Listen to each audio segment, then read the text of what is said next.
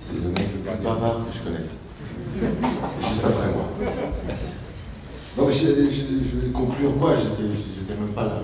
D'abord je suis vachement content d'arriver et de vous voir aussi nombreux finalement, qui on est, pour venir le samedi matin aussi nombreux alors qu'il fait super beau, écouter des choses. Pardon, présentez-moi, oui, pardon, Bruno Gassio. J'ai travaillé pendant 16 ans au Guignol et je participe à ce collectif. On m'a souvent demandé pourquoi je perdais mon temps à ça, parce que j'ai des amis très très bourgeois, moi. Je suis partie plutôt des gens privilégiés, puisque j'habite dans ce quartier, et que je m'occupe quand même des autres. Donc ça paraît assez bizarre, pourquoi tu fais ça? Et parce que, j'ai eu l'occasion de le dire une fois, si on le fait, cette fois-ci, quand tu dis encore un mois et demi, t'es super gentil. T'es super gentil, parce qu'ils sont déjà au pâquerette, et non pas ils sont au pâquerette parce qu'ils ne veulent pas, c'est parce qu'ils ne savent rien. J'ai eu l'occasion de dîner il n'y a pas très longtemps, il y a 3 jours, avec des conseillers de l'Élysée, dans un dîner tout à fait informel. Ah, tu fais partie de Roosevelt 2012, alors... Ah, c'est marrant votre truc, alors c'est quoi? Vous avez le bouquin depuis 1 an, on ne l'avait pas lu. Si, on a lu, mais alors, qu'est-ce que vous proposez sur la dette? J'ai dit, mais vous, qu'est-ce que vous proposez sur la dette? Excusez-moi, c'est vous qui êtes en charge normalement. Vous, qu'est-ce que vous proposez? C'est compliqué. Okay. Alors, le logement, vous proposez quoi sur le logement, vous? Vous êtes, il y a un fonds de réserve sur lequel on pourrait éventuellement prendre, mais vous, qu'est-ce que vous proposez? C'est compliqué. Et sur tous les sujets, c'était, on y bosse, mais c'est super compliqué. Il fallait pas vous faire élire, les mecs. Moi, je trouve pas ça super compliqué.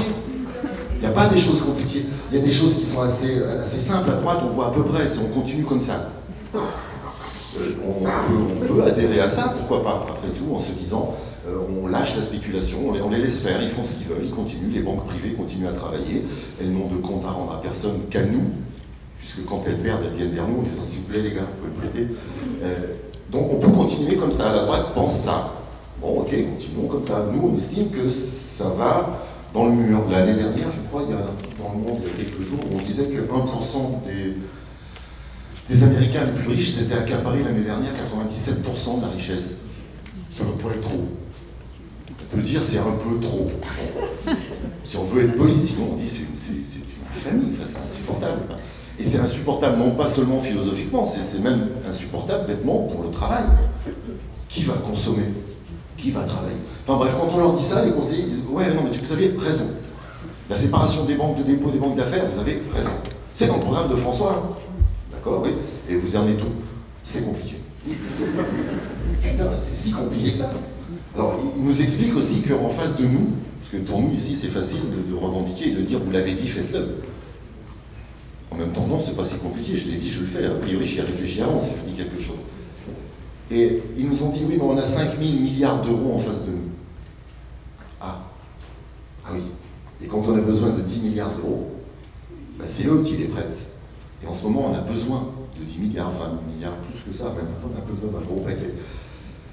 Donc, à droite, ils pensent ça. À l'extrême droite, il faut fermer les frontières, il faut rester entre nous, sortir de l'euro, tout ça, ça me paraît pas super bien. Et en plus, ils sont rasos. Et de l'autre côté, ils pensent à peu près la même chose, à l'extrême gauche, mais ils ont une particularité à l'extrême gauche, c'est qu'ils sont très nombreux dans les petits partis, je suppose qu'il y en a ici, mais qu'est-ce qu'ils s'engueulent entre eux, putain, c'est pas possible, mais dégroupez-vous une fois pour toutes, quoi. Et donc Roosevelt 2012, ça a une signification, c'est qu'on peut travailler avec Pierre, avec d'autres gens, au cœur du système.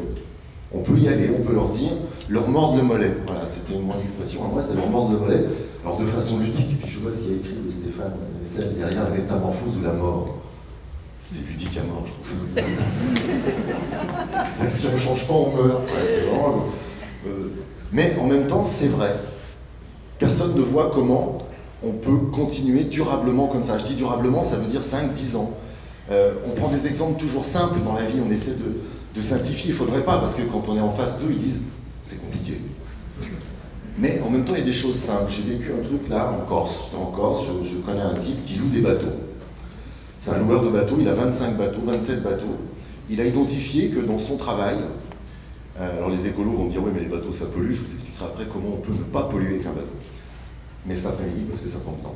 Et donc ce mec m'a dit, voilà, je vais voir ma banque, je connais le secteur d'activité à mort, je peux créer des emplois, puisque si je prends 5 bateaux en plus, il a identifié qu'il avait des clients pour 5 bateaux en plus, je vais créer des emplois et je vais donc multiplier mon activité. Il est allé voir sa banque, il leur a dit, il me faut 700 000 € pour acheter 5 bateaux. Et la banque lui a dit, non. Non, ça fait 1 an et demi, le mec connaît le secteur, hein, il est là depuis 25 ans, il sait exactement, il connaît son truc. Et il m'a dit, je ne vois pas pourquoi la banque ne me prête pas. Je lui ai dit, je vais t'expliquer, c'est très simple. Si la banque te prête 100 € à toi, elle prend un risque de 100 €. Et elle va gagner dessus ce que tu vas lui rembourser comme crédit. 3% au max, s'il dit déjà 3%, il est fou, il veut me tuer. Bon. Et 3%. Et de l'autre côté, si la banque spécule avec 100 €, elle a toujours un risque de 100 €, mais elle peut gagner 20, 30, 40, 50, 200, c'est exponentiel, ça peut ne jamais s'arrêter.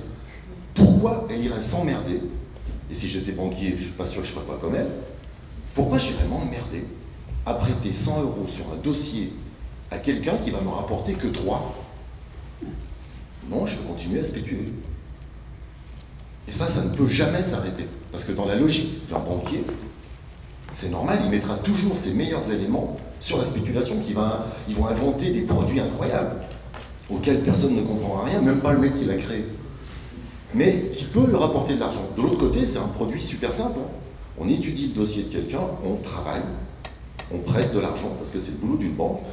Le truc de dire on les remet à leur place, c'est ça, c'est pas on va vous remettre à votre place les gars, c'est vous allez reprendre votre place, c'est vraiment travailler. Travailler pour aider l'économie réelle, nous tous, ceux qui veulent monter des entreprises. Et quand on en est, quand je lui explique ça, il me dit ah oui, je vais dire un mot qui est pas bon, c'est bien des enculés. Je dis ouais, t'as résumé un peu, oui. Bon, ouais, on peut dire ça, mais on peut pas s'arrêter là, il faut aller plus loin. Voilà pourquoi Roosevelt 2012, voilà pourquoi on va aller déjeuner, et voilà pourquoi juste après,